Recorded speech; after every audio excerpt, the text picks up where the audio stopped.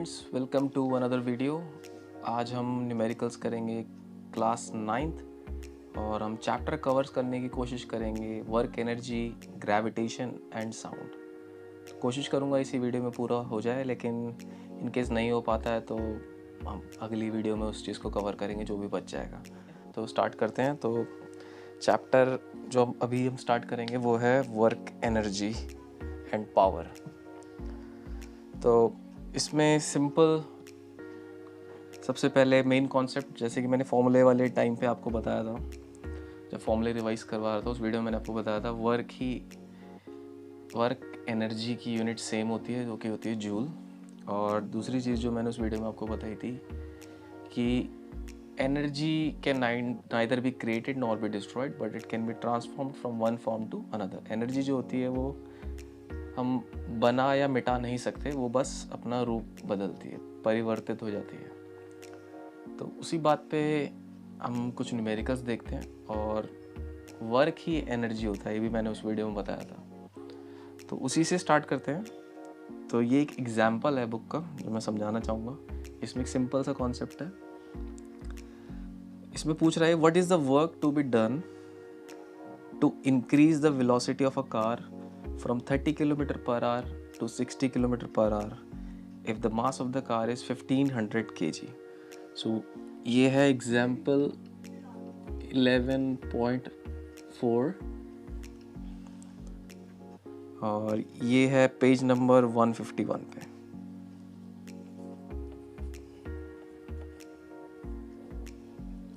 Okay, तो पूछ रहे वर्क डन कितना होगा अगर वेलोसिटी ऑफ कार जो है वो इंक्रीज हो जाए 30 किलोमीटर पर आवर से 60 किलोमीटर पर आवर। तो जैसे कि मैंने उस दिन बताया था,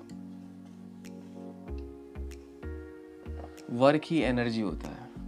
तो जितनी इस ऑब्जेक्ट की, जिसका मास उसने हमें बताया है 1500 kg, जितना इस ऑब्जेक्ट की एनर्जी में चेंज आएगा, बदलाव आएगा, वही चेंज जो होगा वो वर्क के इक्वल होगा। यानी कि जितना जो भी उस ऑब्जेक्ट पे वर्क किया गया होगा वो सारा उसकी एनर्जी में कन्वर्ट हो जाएगा। इसको मैं एग्जांपल देता हूँ। जैसे एक बॉल बहुत अभी रेस्ट पे, मान लो मेरे हाथ में मार्कर है, अभी रेस्ट पे, इसकी वेलोसिटी 0 है। अब मैं इस पर कुछ वर्क करूँगा, मैं उसको फेंकूँगा, तो जो मैं इस पर वर्क करूँगा वही इसकी काइनेटिक एनर्जी में कन्वर्ट हो जाएगा। अब इस केस में क्या है, ऑब्जेक्ट पहले से मूविंग है, यानी इसमें काइनेटिक एनर्जी ऑलरेडी है। तो जो उस पर जो भी वर्क होगा वो सारा उसकी एनर्जी, काइनेटिक एनर्जी में कन्वर्ट हो जाएगा, इंक्रीज्ड काइनेटिक एनर्जी में, क्योंकि उसकी वेलोसिटी बढ़ रही है। अगर उसकी वेलोसिटी घट रही होती तो उसका मतलब उस पर ऑपोजिट डायरेक्शन में फोर्स लग रही है, ऑपोजिट डायरेक्शन में वर्क किया जा रहा है।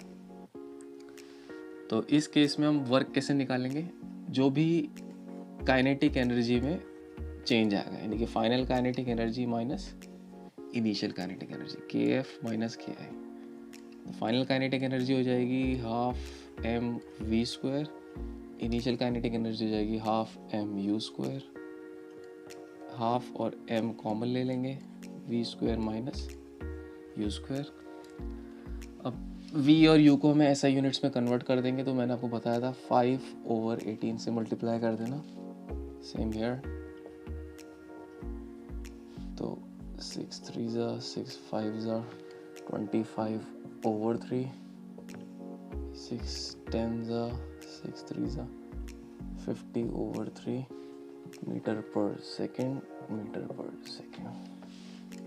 So half into m, which is 1500, into v square, that is 50/3 का square, minus u square, 25/3 का square।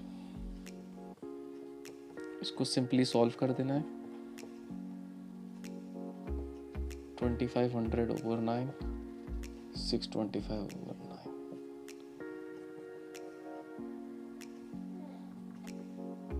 750 मल्टीप्लाइड बाय, इसको माइनस कर देंगे 5,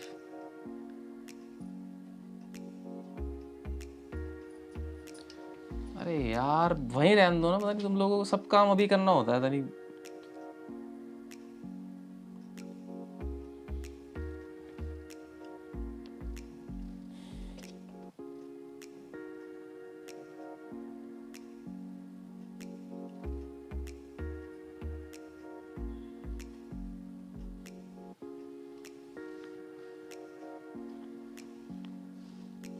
थ्री थ्री सन 9, 3 2 6, 3 5 15, 6 18, तो इसको मल्टीप्लाई करेंगे ओवरऑल तो ये 1 5 डायरेक्ट लिख रहा हूँ मैं, क्योंकि वीडियो ऑलरेडी बहुत लंबी हो जाती है, तो आंसर आ जाएगा। तो ये क्वेश्चन कराने का, एग्जाम्पल कराने का बस ये मोटिव था ताकि मैं आपको समझा सकूँ। कभी भी आपको वर्क कैलकुलेट करने के लिए बोला जाए तो आप उसे चेंज इन एनर्जी से भी निकाल सकते हैं कि पहले कितनी एनर्जी थी, बाद में कितनी एनर्जी हुई, दोनों को माइनस कर दिया तो मतलब उस पर उतना वर्क हुआ। सेकेंडली, अगर कभी आपको एनर्जी निकालने के लिए बोली जाए तो आप वर्क, जो भी वर्क वहाँ हुआ होगा वो निकाल सकते हैं, उससे आप एनर्जी बता सकते हैं कि इस ऑब्जेक्ट पे इतना वर्क हुआ है तो यही इसकी एनर्जी में कन्वर्ट हो गया। ठीक है, आगे देखते हैं और कुछ।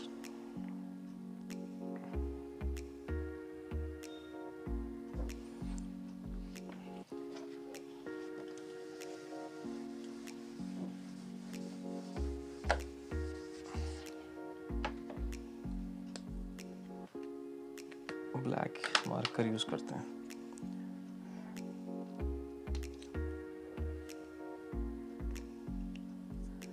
The kinetic energy of an object of mass m moving with a velocity of 5 meter per second is 25 joule।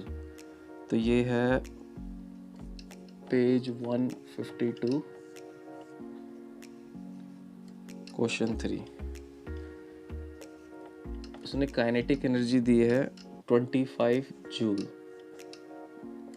मास है ऑब्जेक्ट का m। What will be the kinetic energy when its velocity is doubled? तो let's assume अभी velocity जो है वो v है। Let the velocity of the object be v। तो इसका मतलब है हाफ m v स्क्वायर जो है वो है 25। ये गिवन है हमें क्वेश्चन में। फिर वो पूछता है कि उसकी काइनेटिक एनर्जी क्या होगी अगर उसकी वेलोसिटी डबल कर दी जाए। तो when the velocity of the object is doubled then new kinetic energy will be, तो नई काइनेटिक एनर्जी क्या हो जाएगी, हाफ m, वेलोसिटी अब डबल हो गई 2v स्क्वायर, ये हो जाएगी न्यू काइनेटिक एनर्जी, या सिंपली कहें तो काइनेटिक एनर्जी जो अभी है करंटली। सो काइनेटिक एनर्जी हो जाएगी हाफ m 2v स्क्वायर। इसको हम सॉल्व करेंगे, 2 का स्क्वायर इज़ 4, v का स्क्वायर इज़ v स्क्वायर। अब यहाँ पे करना क्या है, आपको थोड़ा सा मैथमेटिक्स यूज़ करेंगे हम इस 4 को, क्योंकि सब मल्टीप्लाई हो रहे हैं और मल्टीप्लिकेशन जो होता है वो कॉम्यूटेटिव होता है। कॉम्यूटेटिव मीन्स हम डिजिट्स की पोजीशन चेंज कर सकते हैं। तो हम 4 को सबसे पहले बाहर लिख रहे हैं, हाफ m v स्क्वायर। ठीक है, थोड़ा हमने पोजीशंस को चेंज करा है, मल्टीप्लिकेशन इज कॉम्यूटेटिव, उस प्रॉपर्टी यूज़ करा है। So half M we square की वैल्यू हमें पता है कितनी है, 25 है, जो ऑलरेडी गिवन है। 25 4 ज़ा 100, यूनिट होती है joule. So kinetic energy will be 100 joule. ठीक है, तो हमें गिवन था काइनेटिक एनर्जी 25 जूल है, मास m ऑब्जेक्ट की, हमने वेलोसिटी v मान ली। तो काइनेटिक एनर्जी के फॉर्मूले से हमें ये पता लग गया कि उस टाइम पे उसकी energy half M we square है, जो कि इक्वल है 25 जूल के। फिर उसने बोला वेलोसिटी डबल कर दी जाए, तो हमने वही करा, दोबारा से फॉर्मूला लिखा काइनेटिक एनर्जी का, लेकिन इस बार v की जगह हमने 2v डाला है होल स्क्वायर, उससे टर्म आ गई। फिर उसमें थोड़ा सा मैथमेटिक्स यूज़ करा है, कॉम्यूटेटिव प्रॉपर्टी, 4 को बाहर लिख दिया। और रिजल्ट सामने है। तो इस तरह के क्वेश्चन भी आते हैं, तो उनका ध्यान रखना है आपने। ठीक है, आगे बढ़ते हैं नेक्स्ट क्वेश्चन की तरफ।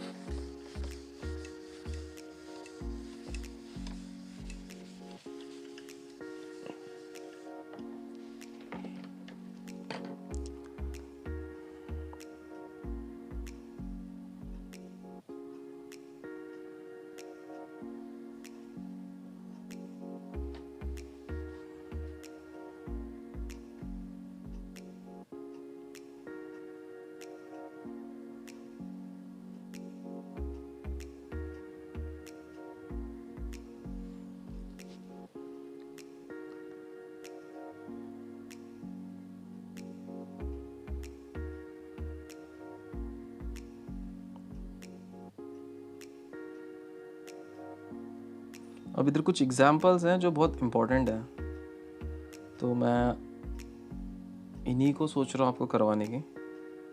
तो एग्जाम्पल के लिए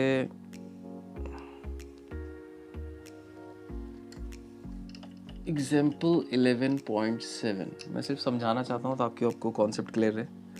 तो 2 girls each of weight 400 newton, तो हमें 400 न्यूटन वेट दे रखा है गर्ल्स का। न्यूटन में फोर्स होती है, तो बेसिकली ये इनडायरेक्टली आपको फोर्स दे रखी है। अब 2 गर्ल्स हैं, W1 W2 दोनों के वेट हो गए 400 न्यूटन, जो कि इक्वल ही है actually. Climbs up a rope through a height of 8 metre, दोनों हाइट उसका चढ़ रही हैं, वो रोप क्लाइंबिंग कर रही हैं, 8 मीटर ऊंची रोप है। We name one of the girl A and other girl B, तो इसको W1 की जगह WA, इधर WB, दोनों का वेट ए और बी से डिनोट कर देते हैं। और कह रहे गर्ल ए टेक्स 20 सेकेंड्स, जो ए है वो टाइम लेती है TA 20 सेकेंड्स लेती है उस रोप को क्लाइम करने पे, और दूसरी गर्ल जो है वो 50 सेकेंड्स लेती है। What is the power expended by each girl, so हमें PA निकालना है एंड PB निकालना है, दोनों की पावर निकालनी है। ठीक है, तो कॉन्सेप्ट बहुत सिंपल है। पावर की डेफिनेशन आपको याद रखनी है, जो हमने फॉर्मूले में नहीं, शायद नहीं पढ़ी है, हमने नहीं बताई थी। सो पावर होता है, सबसे पहले आपको डेफिनेशन याद होनी चाहिए। डेफिनेशन याद है तो आप बहुत चीज़ें वैसी ही निकाल सकते हैं। जैसे पावर होता है रेट ऑफ डूइंग वर्क, यानी कि किस तेज़ी से या किस गति से काम हो रहा है, rate of doing work. For example, अगर कोई चीज़ ज़्यादा काम कम टाइम में कर रही है तो उसकी पावर ज़्यादा है। ठीक है, तो rate of doing work, so power is work upon time. Definition से ही फॉर्मूला बन जाता है, work done per unit time. So अब वर्क क्या होता है, वर्क होता है फोर्स इनटू डिस्प्लेसमेंट। ठीक है, तो ये पावर का फॉर्मूला है सिंपल, यहाँ पे पावर का फॉर्मूला यूज करा हमने। तो वैसे लिख सकते हैं we know power is work upon time, so it means power का फॉर्मूला हो गया Fs/T। फॉर गर्ल ए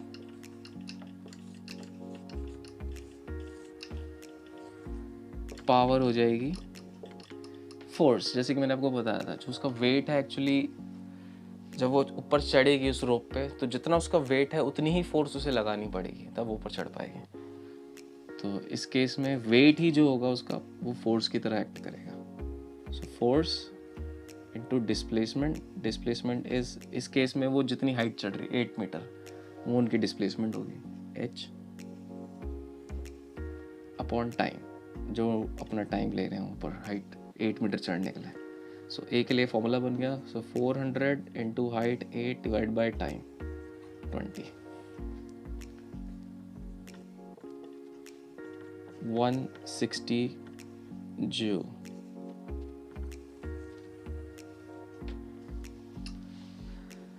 तो सॉरी, यूनिट गलत डाल दी मैंने, पावर की यूनिट होती है वॉट। इसी तरह से वो गर्ल बी निकाल लेंगे,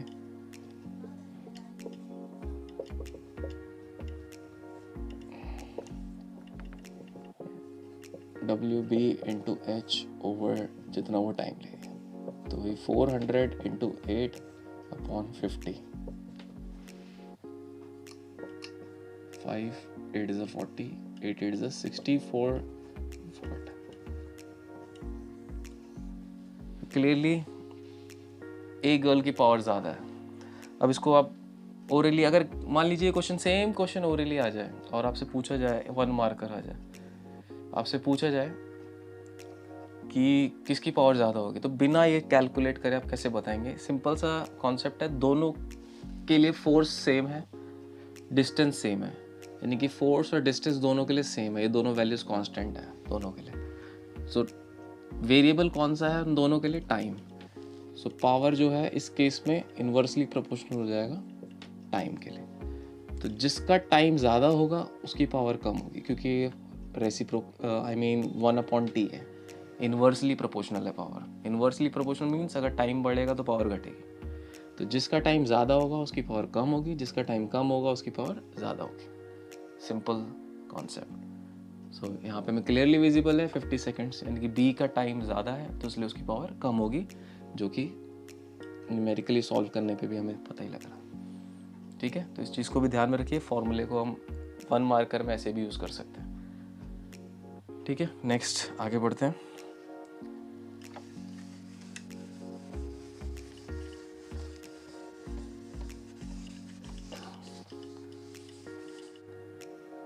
An electric bulb, ये है एग्जाम्पल 11.9।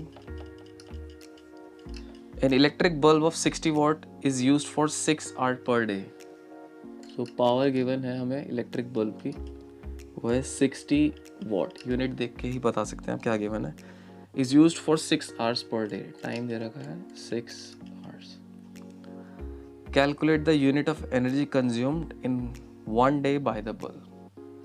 तो एक दिन में कितनी यूनिट खर्च होगी। तो इसी के थ्रू बहुत सारी चीज़ें मैं आपको एक्सप्लेन कर देता हूँ, जो आपको शायद आपको 10th में भी काम आएंगी और 10th वालों के लिए भी यूज़फुल है।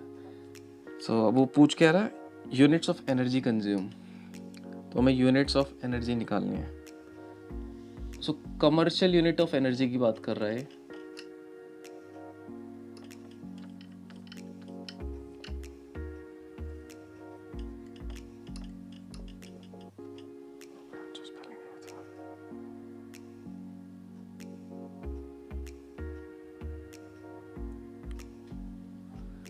So commercial unit of electric energy जो होती है 1 किलो वॉट आवर। जो घर में मीटर में रीडिंग होती है वो इसी यूनिट में होती है, 1 किलो वॉट आवर। तो जो आप बिल में देखते हैं कितनी यूनिट आपने यूज़ करी है, 500, 200, जैसे 200 से कम पे दिल्ली में तो बिजली फ्री है। सो वो जो 200 यूनिट है वो unit actually kilowatt hour है। तो आप अपने घर का बिल भी कैलकुलेट कर सकते हैं अगर आपको इन चीज़ों की नॉलेज है तो। पहले आपको पता होना चाहिए कौन सा अप्लायंस कितनी देर जल रहा है, कितने वॉट का है। सो आप सेम कॉन्सेप्ट यूज़ करके, जैसे एक बल्ब का निकाल रहा हूँ मैं, वैसे ही आप हर एक अप्लायंस का निकाल के बिल भी कैलकुलेट कर सकते हैं मतलब कितना आ सकता है एक महीने में। ठीक है, ट्राई कीजिए, अच्छा है।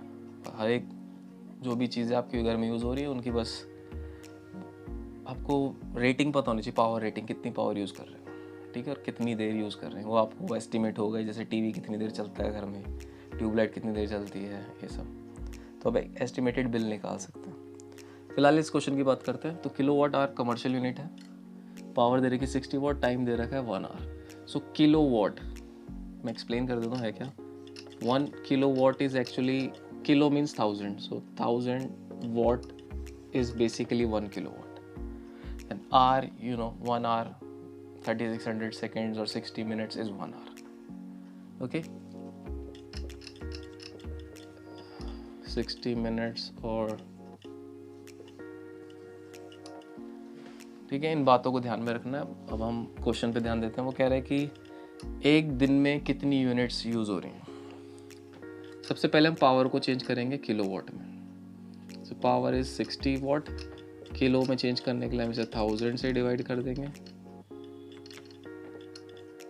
0.06 किलो वाट।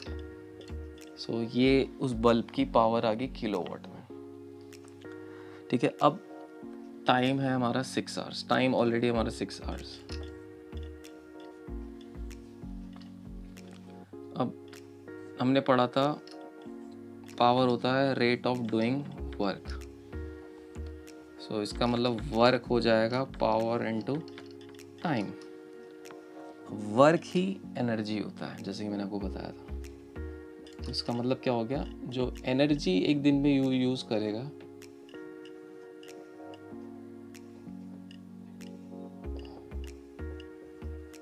वो हो जाएगा पावर इनटू टाइम। सो उसकी पावर कितनी है 0.06, टाइम कितना है 6 आवर्स, 6 6 36, 0.36 किलोवाट आवर। एक दिन में वो बल्ब इतनी यूनिट यूज करेगा। ठीक है, तो वही कॉन्सेप्ट, पावर का formula work power into time होता है। तो जितना वो वर्क करेगा वो वर्क कहाँ से मिलेगा उसको, वो एनर्जी, वो वर्क करने के लिए, काम करने के लिए एनर्जी चाहिए होती है, तो एनर्जी ही वर्क में कन्वर्ट होती है। तो वो एनर्जी कहाँ से आएगी, जो वो बिजली यूज़ कर रहा है, इलेक्ट्रिकल एनर्जी। तो वर्क निकालना मतलब हम एनर्जी निकाल रहे हैं, या एनर्जी निकालना मतलब हम वर्क निकाल रहे हैं, कितना हुआ है या कोई चीज़ कर रही है। ठीक है, तो हमेशा याद रखिएगा, फिर से बोल रहा हूँ, work is energy, energy is work, ये बेसिक टर्म्स में। Otherwise change in energy is work done. Okay, इस तरह से आप कैलकुलेट कर सकते हैं। अब एक्सरसाइज के कुछ क्वेश्चंस देखते हैं।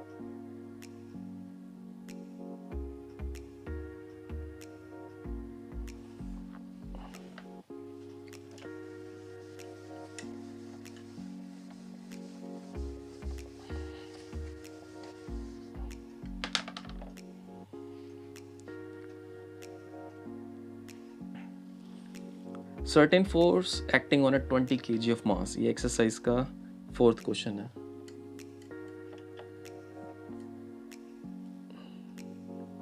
पेज 158।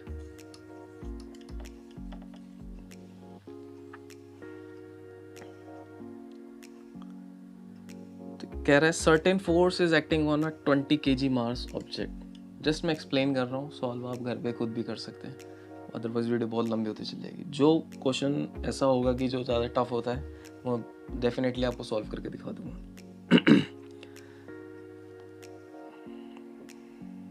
20 kg मास, 20 kg मास है एक ऑब्जेक्ट का, उस पर कुछ फोर्स लग रही है, उसमें वैल्यू नहीं दी, F मान लेते हैं।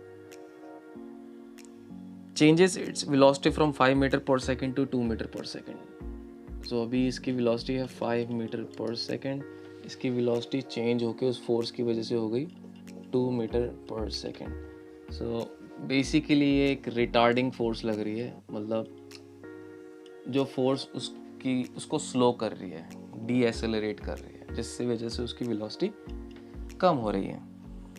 सो वो बोल रहा है calculate the work done by the force, work निकालने के लिए बोल रहा है। अगेन ये हमने क्वेश्चन करा हुआ है, वर्क मैंने बताया था आपको change in energy,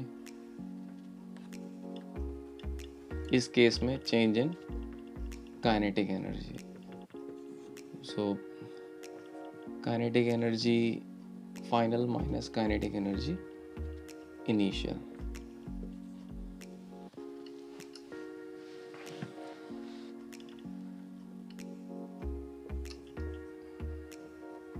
So half m v square minus half m u square, half m common ले लेंगे, v square minus u square,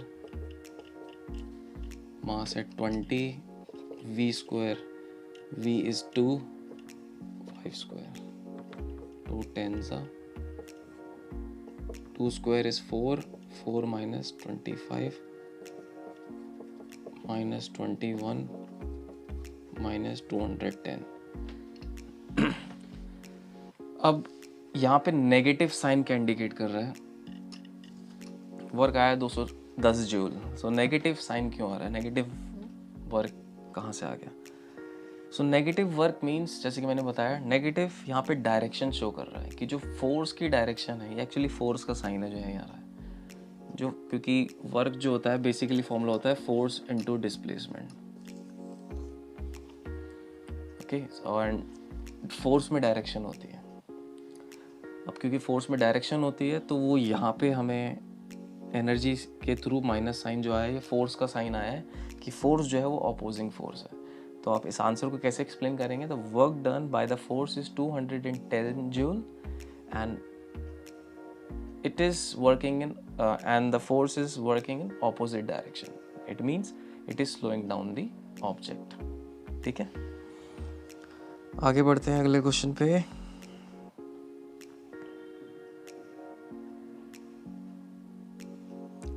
sixth question exercise का, और ये बहुत लोगों का डाउट भी होगा तो मैं इसे करके ही दिखा देता हूँ एक्सप्लेनेशन के साथ, और ये इम्पॉर्टेंट भी है क्योंकि आता है।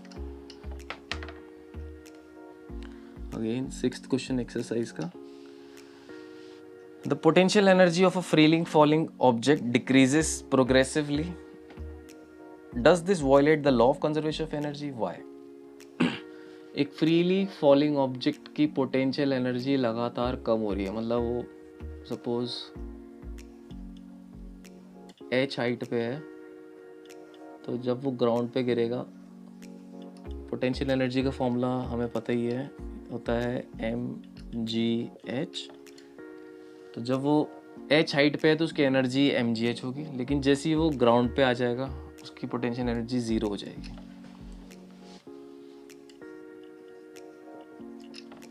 और इस पॉइंट पे पोटेंशियल एनर्जी है mgh। तो वो पूछ रहा है कि ये वायलेशन है law of conservation of energy का, कि एनर्जी पहले इतनी थी, कुछ वैल्यू थी, लेकिन अब वो 0 हो गई।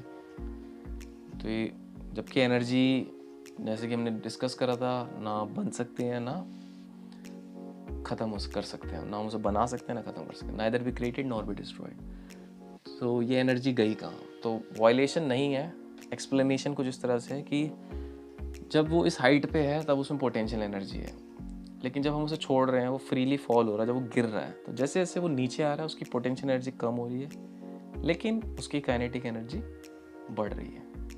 ठीक है, सो जैसे जैसे पोटेंशियल एनर्जी कम हो रही है उसकी काइनेटिक एनर्जी बढ़ रही है। तो जैसे वो ग्राउंड पे हिट करता है उस टाइम उसकी पोटेंशियल एनर्जी 0 हो जाती है, लेकिन उसकी काइनेटिक एनर्जी की वैल्यू होती है और वो इक्वल होती है mgh के। तो उसको मैथमेटिकली प्रूफ करके दिखा सकते हैं। कैसे करेंगे मैं आपको यहाँ दिखा देता हूँ। सो काइनेटिक एनर्जी इस पॉइंट पे 0 है क्योंकि अभी हमने उसे छोड़ा नहीं है, अभी हमने उसे पकड़ रखा, तो इसलिए उसकी पोटेंशियल एनर्जी mgh है और काइनेटिक एनर्जी 0 है।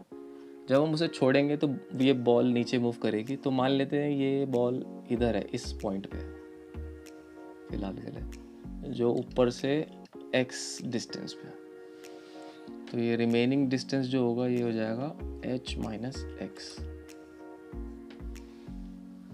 ठीक है, पूरी हाइट h है, हमने मान लिया कि बॉल गिरना स्टार्ट हो गई और इस पॉइंट पे पहुंच गई है, और ये ऊपर से x डिस्टेंस पे है। सो रिमेनिंग डिस्टेंस जो हो जाएगा h minus x.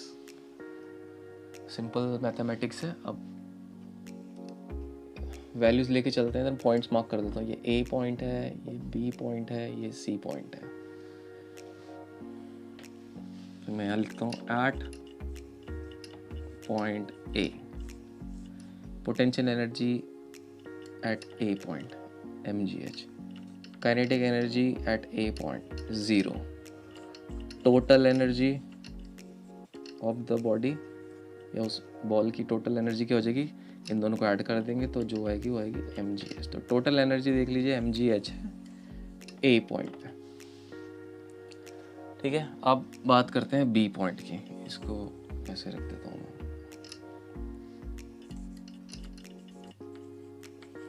Eight point b। जब b पॉइंट पे आ जाएगी तो b पॉइंट पे उसकी पोटेंशियल एनर्जी हो जाएगी, पोटेंशियल एनर्जी का फॉर्मूला होता है mgh। अब b पॉइंट पे जब ऑब्जेक्ट होगा तो कितनी हाइट पे होगा, वो होगा h माइनस एक्स हाइट पे। तो पोटेंशियल एनर्जी हो जाएगी mg इंटू हाइट, हाइट कितनी है उसकी h माइनस एक्स, तो हो जाएगी mgh माइनस mgx। ये पोटेंशियल एनर्जी है। अब काइनेटिक एनर्जी कितनी होगी, काइनेटिक एनर्जी निकालेंगे। काइनेटिक एनर्जी निकालने के लिए हमें वेलोसिटी चाहिए होगी बी पॉइंट पे। वेलोसिटी बी पॉइंट पे हम कैसे निकालेंगे? सो जब वो यहाँ पे है, इनिशियली उसकी वेलोसिटी कितनी है, 0 है। तो u ऑब्जेक्ट का 0 है जब वो ए पॉइंट पे है। जब वो मूव करना स्टार्ट करेगा और बी पॉइंट पे पहुंचेगा तो वो डिस्टेंस कितना ट्रैवल कर चुका होगा, वो एक्स डिस्टेंस ट्रैवल कर चुका होगा ऊपर से नीचे तक, बी तक। ठीक है, और एक्सेलरेशन कितनी लग रही होगी उस पर, जी लग रही होगी, ग्रेविटी के अंडर आ रहा हो। सो 3 चीज़ें हमें मिल चुकी हैं। ठीक है, अब हमें निकालनी है v। So v² minus u² is equals to 2g और s डिस्टेंस, यानी कि इस केस में x। ठीक है, सिंपल फॉर्मूला यूज़ करा, u 0 था तो v² की वैल्यू कितनी आ जाएगी, 2gx। तो 3 क्वेश्चंस ऑफ मोशन में से आया ये। ठीक है, फिर से बता देता हूँ, इस पॉइंट पे बताया था जब किसी चीज़ को हम हाइट पे पकड़ रखा तो उसकी इनिशियल वेलोसिटी 0 होती है, तो यहाँ पे u 0 है। जब उसे छोड़ेंगे तो वो बी पॉइंट पे पहुँच रहा है, मान लीजिए मिड एयर अभी बी पॉइंट पे, तो उसकी हाइट कितना डिस्टेंस मूव कर चुका है, वो ऊपर से नीचे तक x डिस्टेंस मूव कर चुका है, वही लिखा है। अंडर ग्रेविटी आ रहा है वो, एक्सेलरेशन उसकी कितनी है, g के इक्वल है। फिर v² minus u² is equals to 2ah। उस फॉर्मूले में मैं फॉर्मूला भी लिख देता हूँ। इस फॉर्मूले में ये तीनों वैल्यूज डाल दी, सॉरी 2as डिस्टेंस, तो वो s जो है वो x के इक्वल है, यहाँ डाल दिया। इससे हमें v² की वैल्यू मिल गई। ठीक है, अब काइनेटिक एनर्जी क्या हो जाएगी at B point, kinetic energy at B point, potential energy at B हमने ये लिख दी है। ये जो वैल्यू है ये पोटेंशियल एनर्जी की है। जो भी मेन चीज़ निकले उसे बॉक्स में डाल दीजिएगा एग्जाम में भी। ये पोटेंशियल एनर्जी है बी पे, काइनेटिक एनर्जी होती है हाफ m बॉडी की वेलोसिटी का square, half m v²। v² की वैल्यू क्या है, ये 2gx, 2gx, 2 से 2 कट हो गया, काइनेटिक एनर्जी आ गई mgx। तो टोटल एनर्जी क्या हो जाएगी, टोटल एनर्जी हो जाएगी पोटेंशियल एनर्जी बी पॉइंट पे plus kinetic energy B point पे। सो mgh माइनस mgx, ये होगी potential energy plus kinetic energy mgx। अब ये दोनों टर्म, एक पॉजिटिव एक नेगेटिव, ये माइनस होगी 0 होगी। टोटल एनर्जी कितनी होगी बॉडी की बी पॉइंट पे, mgh। तो देखिए बॉल ए पॉइंट से बी पे आ गया है, ए पॉइंट पे भी टोटल एनर्जी mgh थी, बी पॉइंट पे भी टोटल एनर्जी mgh है। एनर्जी बदल नहीं रही है ऑब्जेक्ट की, सेम है वो, बस फर्क क्या आ रहा है, फर्क आ रहा है पोटेंशियल और काइनेटिक एनर्जी की वैल्यू में। आपको यहाँ दिख रहा होगा काइनेटिक एनर्जी 0 थी, लेकिन जब वो बी पॉइंट पे आया तो काइनेटिक एनर्जी की वैल्यू 0 से बढ़ के mgx हो गई। लेकिन जितनी काइनेटिक एनर्जी की वैल्यू बड़ी है उतनी ही वैल्यू पोटेंशियल एनर्जी यानी mgh की माइनस कम हो गई। तो यानी पोटेंशियल एनर्जी जितनी कम हो रही है, काइनेटिक एनर्जी उतनी बढ़ रही है। तो एनर्जी जो हो रही है ट्रांसफॉर्म हो रही है एक फॉर्म से दूसरे में, पोटेंशियल से काइनेटिक में, जैसे जैसे बॉल नीचे आ रही है। अब बिल्कुल जब ग्राउंड पे होगा तो पोटेंशियल एनर्जी 0 हो जाएगी क्योंकि डिस्टेंस 0 हो गया, और वो सारी की सारी किस में कन्वर्ट हो जाएगी, किस में कन्वर्ट हो जाएगी, वो कन्वर्ट हो जाएगी काइनेटिक एनर्जी में। वो भी देख लेते हैं मैथमेटिकली। फिलहाल मैं इसको मिटा रहा हूँ, आप पॉज करके देख सकते हैं। मैं लास्ट पॉइंट के लिए लिख देता हूँ।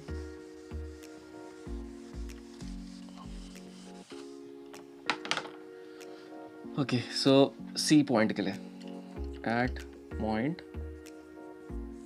सी, तो पोटेंशियल एनर्जी सी पॉइंट पे हो जाएगी mgh, हाइट। अब क्योंकि सी पॉइंट जो है ग्राउंड लेवल पे है तो हाइट 0 है, तो पोटेंशियल एनर्जी सी पॉइंट पे हो गई 0। अब काइनेटिक एनर्जी कैसे निकालेंगे, सेम वही कॉन्सेप्ट लगाएंगे। u 0 था ए पॉइंट पे, एक्सेलरेशन जो है वो g के इक्वल है, ग्रेविटी लग रही है नीचे गिर रहा है पॉजिटिव, क्योंकि सेम डायरेक्शन में ग्रेविटी भी नीचे को है, बॉल भी नीचे आ रही है। डिस्टेंस कितना ट्रैवल कर रही है बॉल ट्रैवल कर रही है 0 से ग्राउंड, यानी कि कितनी हाइट थी h डिस्टेंस ट्रैवल कर रही है। फिर वही formula V square minus U square is equals to 2as, u तो 0 है, 2gs कितना है h, तो वी स्क्वायर की वैल्यू आ जाएगी 2gh। काइनेटिक एनर्जी हो जाएगी सी पॉइंट पे half M we square, V square कितना है 2gh, 2 से 2 कट गया, काइनेटिक एनर्जी होगी mgh। Again total energy, potential energy plus kinetic energy, so मैं TE लिख रहा हूँ शॉर्ट में, total energy at C. Kinetic energy यानी पोटेंशियल एनर्जी यानी 0 plus kinetic energy mgh, total energy is mgh।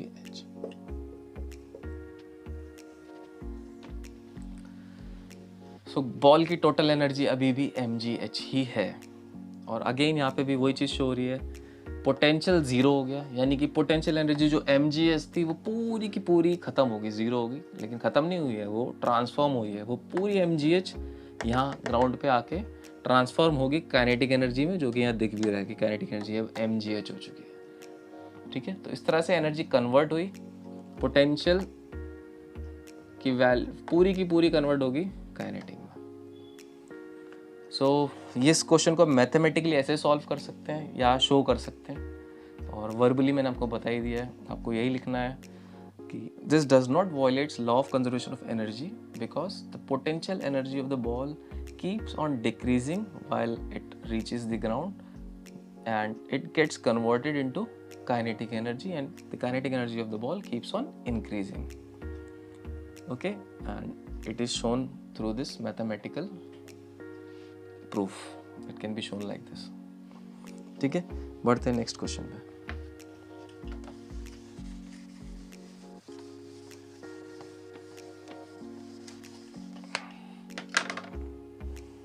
ठीक है, इसमें इतने ही न्यूमेरिकल्स मेरे हिसाब से इनफ होंगे आपके रिवीजन के लिए। अगर आपको कुछ भी डाउट्स हैं तो आप कमेंट या मेल करके मुझे बता सकते हैं, मैं आपको बिल्कुल डेफिनेटली उन क्वेश्चंस को अगली वीडियोस में डाल के आपको एक्सप्लेन कर दूंगा। ठीक है, अब मैं नेक्स्ट चैप्टर की तरफ बढ़ता हूँ, जो कि है ग्रेविटेशन। ग्रेविटेशन के अंदर जो बेसिक फॉर्मूला स्टार्ट होता है वो होता है लॉ ऑफ ग्रेविटेशन से। तो लॉ ऑफ ग्रेविटेशन कुछ इस तरह से है,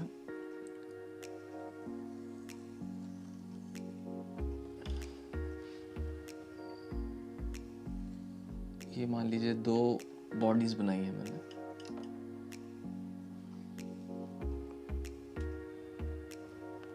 जिनके सेंटर का डिस्टेंस है d, एक का मास है कैपिटल M, एक का मास है स्मॉल m।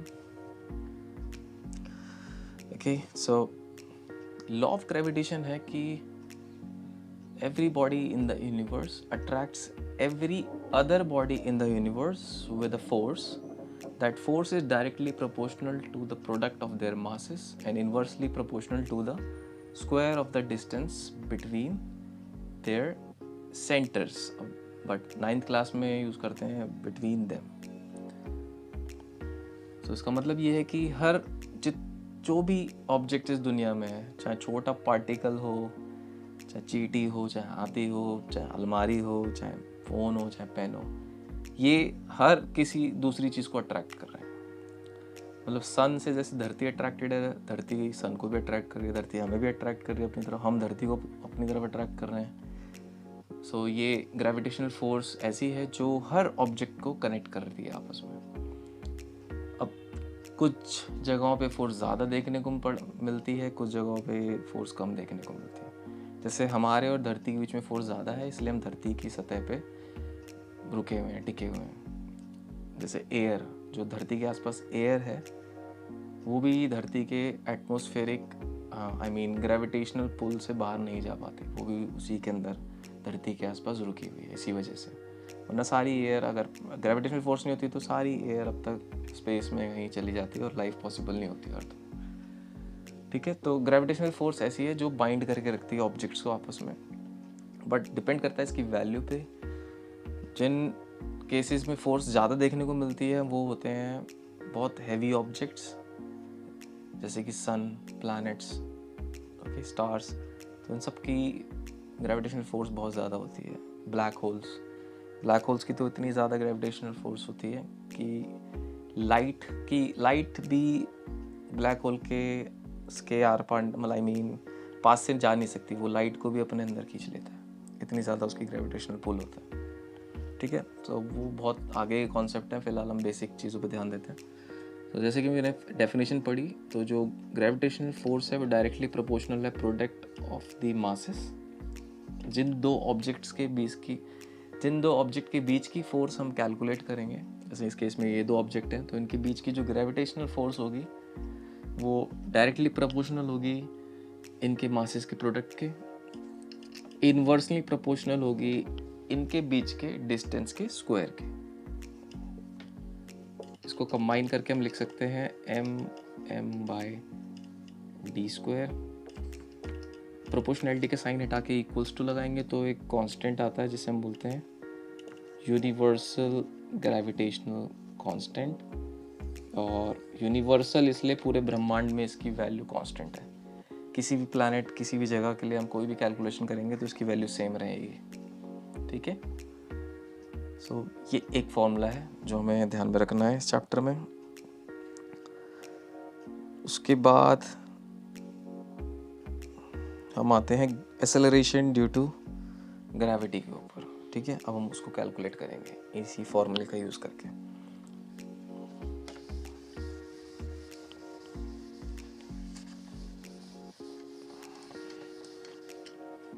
तो सबसे पहले हम एक्सेलरेशन ड्यू टू ग्रेविटी, जिसे हम स्मॉल g से भी डिनोट करते हैं, और आपने मोशन चैप्टर में भी इसको देखा ही होगा, यूज़ हुआ है कई बार उसके फॉर्मूलेज में भी, जिसकी वैल्यू अप्रॉक्सीमेटली हम मानते हैं 10 मीटर पर सेकेंड स्क्वायर, और कई बार ये value 9.8 metre per second square भी यूज़ करते हैं। ये ज़्यादा एक्यूरेट है, पर राउंड ऑफ करके 10 यूज़ करते हैं क्वेश्चंस में।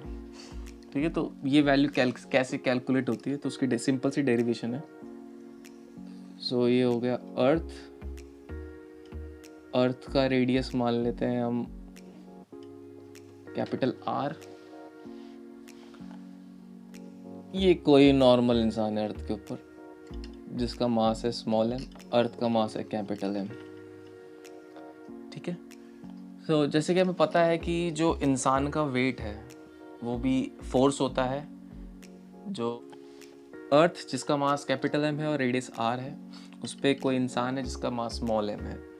सो अर्थ और इंसान के बीच का डिस्टेंस हम उस अर्थ का रेडियस R मान लेते हैं, क्योंकि इंसान की हाइट तो नेग्लिजिबल है उस रेडियस के सामने, क्योंकि अर्थ का रेडियस अराउंड 6400 किलोमीटर्स होता है।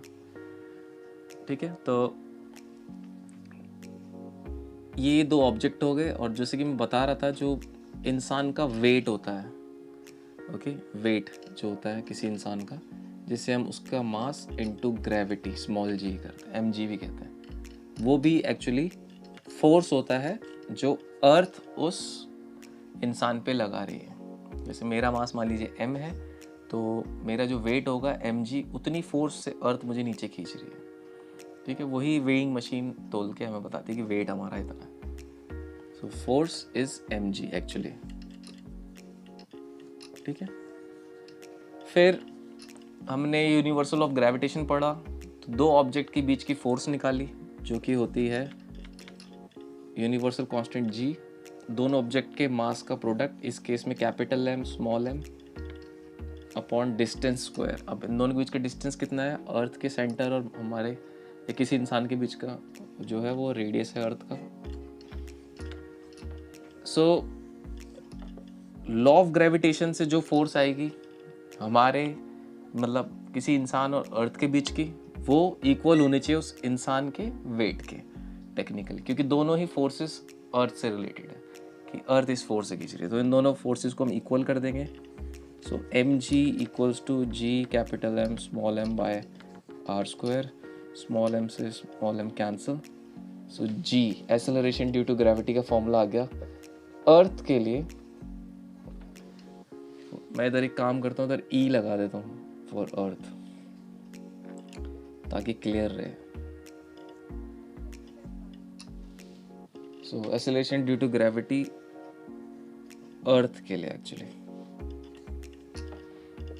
तो फॉर्मूला हो जाएगा GME RE स्क्वायर, ये अर्थ के लिए।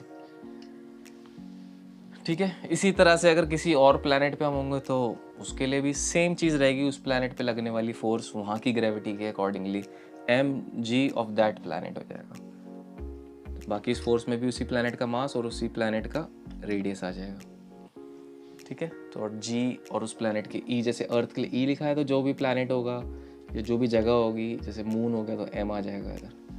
तो ये ग्रेविटी, फिलहाल ये अर्थ के लिए एक्सेलरेशन ड्यू टू ग्रेविटी का फॉर्मूला है। g की वैल्यू, जो कैपिटल G होता है उसकी वैल्यू थी 6.67 इंटू 10⁻⁻11। ये इसकी वैल्यू होती है जो आपको याद रखनी है, न्यूटन मीटर स्क्वायर पर kg स्क्वायर।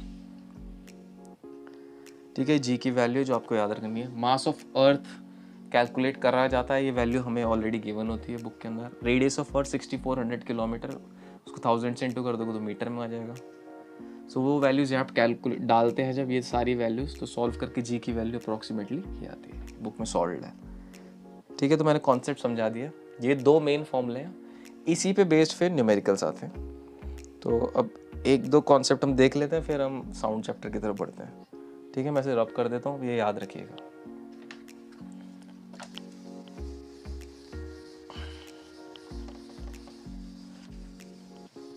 तो अब एक क्वेश्चन है जो कई बार आ भी जाता है कि वेट किसी ऑब्जेक्ट का मून पे कितना होगा।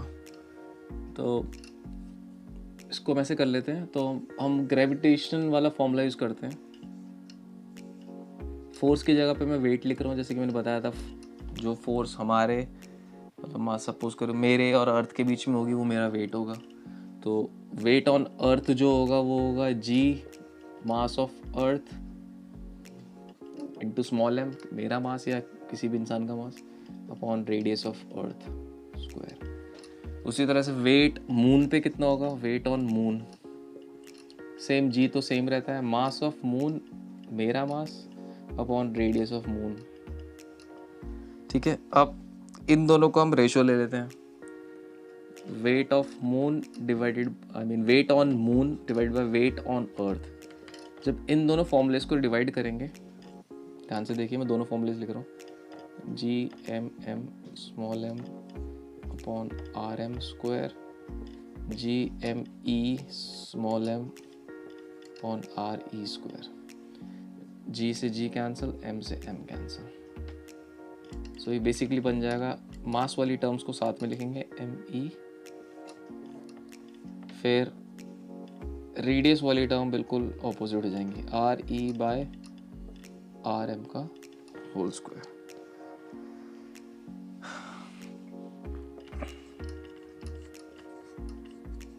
अब weight, mass of moon, mass of earth, radius of earth, radius of moon, ये सब बुक के अंदर गिवन है, याद करने की जरूरत नहीं है, इवन एग्जाम में भी गिवन ही आएगा अगर क्वेश्चन देंगे तो जब इन वैल्यूज़ को आप यहाँ पुट करेंगे, सॉल्व करेंगे, तो ये अप्रॉक्सीमेटली इक्वल आता है, ये बुक के अंदर इन्होंने डायरेक्ट लिखा हुआ है सॉल्व करके, 0.165 के, जो कि होता है 1/6 के इक्विवेलेंट। यानी कि वेट ऑन मून जो होगा वो 1/6 होगा वेट ऑन अर्थ के लिए। यानी कि अगर कोई 60 kg का है अर्थ पे, अगर वो मून पे जाएगा तो वो 10 kg का फील होगा। ठीक है, 1/6, क्योंकि वहां पे ग्रेविटी भी 1/6 हो जाएगी एक्चुअली, ये रीजन है।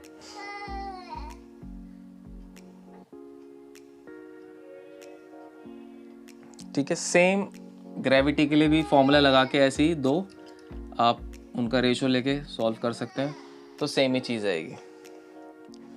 तो ये 1/6 जो आ रहा है बेसिकली इस वजह से आ रहा है कि ग्रेविटी जो होती है मून पे वो 1/6 हो जाती है। आप उसको सेम, जैसे मैंने वेट का फॉर्मूला लिख के करा है, यानी फोर्स का फॉर्मूला लिख के करा है, आप सेम ये स्मॉल जी वाला फॉर्मूला अर्थ और मून के लिए लिख के उनको रेशो लेंगे तो भी यही टर्म्स आएंगी।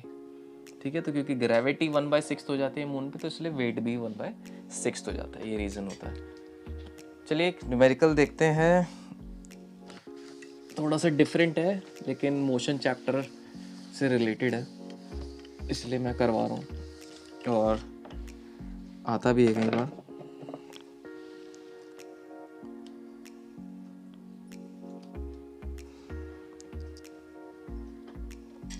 सेवनटीन्थ क्वेश्चन है एक्सरसाइज का, page number 144।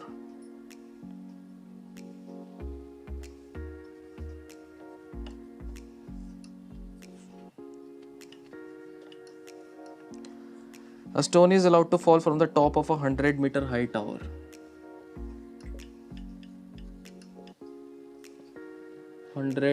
Metre high tower है कोई,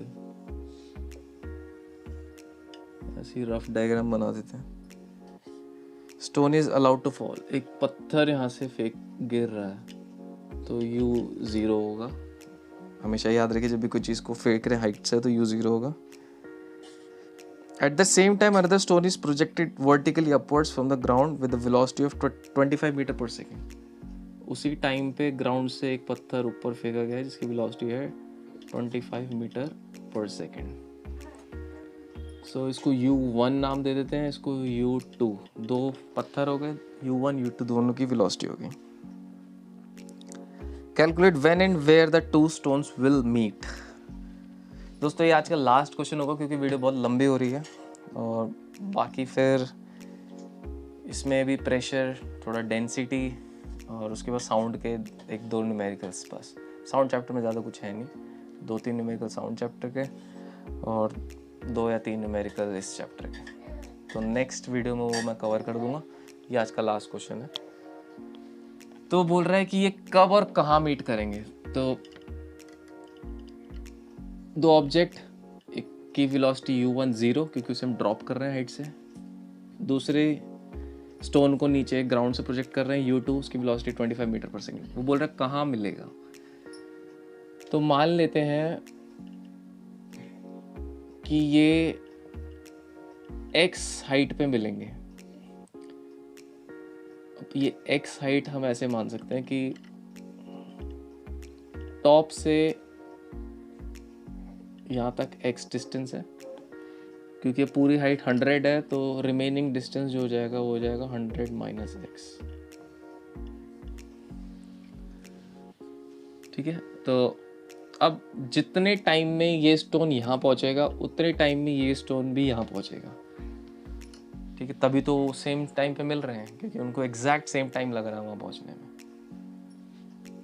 ठीक है, तो जितने टाइम में ये स्टोन यहाँ पहुंचेगा, यानी कि t मान लेते हैं, उतने ही टाइम में ये स्टोन भी इस पॉइंट पे पहुंचेगा, a मान लेते हैं इस पॉइंट को। ठीक है, तो a पॉइंट पे मिलेगा, ये मान लेते हैं a पॉइंट पे मिलेंगे और दोनों का टाइम सेम होगा क्योंकि सेम टाइम पे उधर पहुंचेंगे। अगर सेम टाइम पे पहुंचेंगे तभी तो हम कह सकते हैं ना कि उधर मिल रहे हैं। सेम टाइम पे पहुंचने को मिलना बोलेंगे क्योंकि ऊपर से छोड़ा गया, ही नीचे से फेंका गया। तो दोनों के लिए इक्वेशंस लिखते हैं।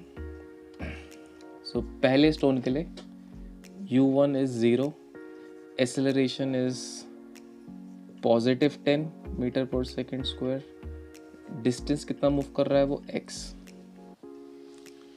ठीक है, तो s यूज करेंगे ये formula, s is equals to ut plus half at square. तो s है x, u है 0 इंटू t, हाफ a है 10 into t square. 0 into T 0 हो जाएगा, 2 5 x is equals to 5t square. ये x की वैल्यू आ गई यहाँ से। अब उसी तरह से दूसरे स्टोन के लिए u2 होगा 25, एक्सेलरेशन इस केस में होगा -10 क्योंकि ये ऊपर की तरफ जा रहा है तो उसकी एक्सेलरेशन माइनस में होगी, इसकी स्पीड या वेलोसिटी कम होती जाएगी। डिस्टेंस ये ट्रैवल कर रहा है 100 माइनस x। सो वही फॉर्मूला लगाएंगे, यही सेम फॉर्मूला यहाँ पे भी यूज़ करेंगे। s is equals to ut, तो s है हमारा ये ut, u है 25 into T plus half into a जो कि है -10 t स्क्वायर। अगेन ये 2 5 10 हो जाएगा। 100 minus x is equals to 25t, ये माइनस हो जाएगा क्योंकि माइनस प्लस माइनस होता है, 5t स्क्वायर। ध्यान से देखिए x की वैल्यू इस इक्वेशन से आई है हमारे पास 5t स्क्वायर, तो इधर सब्स्टिट्यूट कर देंगे। तो ये x की वैल्यू हम इस इक्वेशन में x की जगह पे सब्स्टिट्यूट कर देंगे।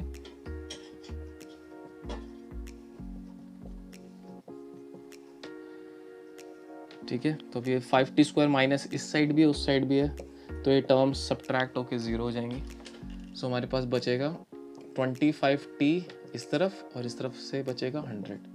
सो t की वैल्यू हो जाएगी 100/25, 4 t आ गया 4 सेकेंड, यानी कि 4 सेकेंड बाद वो दोनों ऑब्जेक्ट ए पॉइंट पे पहुंचेंगे और मिल जाएंगे। तो 4 सेकेंड का टाइम लगेगा उन्हें मिलने में।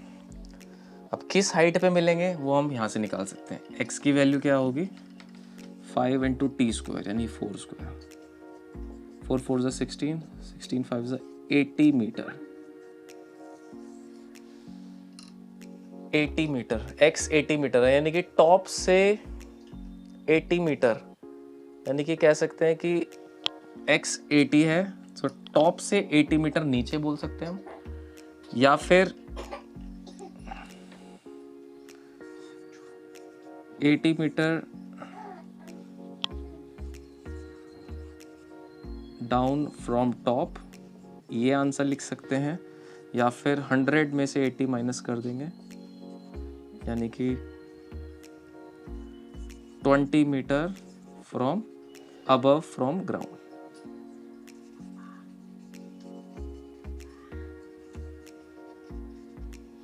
ठीक है जी, तो ये इंपॉर्टेंट क्वेश्चन है और ये लास्ट क्वेश्चन था। बाकी के कुछ न्यूमेरिकल्स अगली वीडियो में, यानी कि कल, और क्योंकि 3 दिन से मैं फिज़िक्स के ही डाल रहा हूँ तो मोस्ट प्रोबेबली कल मैं शायद मैथ्स के कुछ वीडियो डालूँ। तो साउंड और इसके रिमेनिंग 2-3 टॉपिक नेक्स्ट वीडियो में कवर करेंगे, और होपफुली कल नहीं तो परसों तो ज़रूरी ख़त्म हो जाएगा, कल अगर मैं मैथ्स की वीडियो डालूँगा तो। ठीक है, मिलते हैं आपसे नेक्स्ट वीडियो में। कि प्रैक्टिसिंग, जो भी आपके डाउट्स हों प्लीज़ मुझे कमेंट्स में या ईमेल के थ्रू भेज सकते हैं आप। Thank you.